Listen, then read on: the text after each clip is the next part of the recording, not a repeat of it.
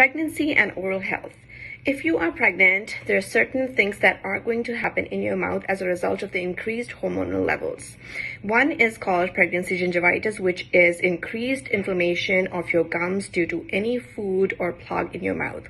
That means it's very, very important to get your cleanings done. Sometimes you may even need a cleaning every 3 to 4 months, depending upon how inflamed your gums are. This is also a very common reason why your gums feel more sore during pregnancy. There's also a condition called as pregnancy granuloma, which is again a swelling around your gums. It's for the same reason. Make sure you're getting your cleanings done at the dentist's office. With people with severe nausea and vomiting, sometimes because of the acidity, the teeth can get eroded and become very sensitive. If that happens, make sure you let your dentist know so they can fabricate a mouth guard to protect your teeth. If you have any cavities, make sure you take care of those beforehand, because you can give them to your baby through kissing or sharing utensils.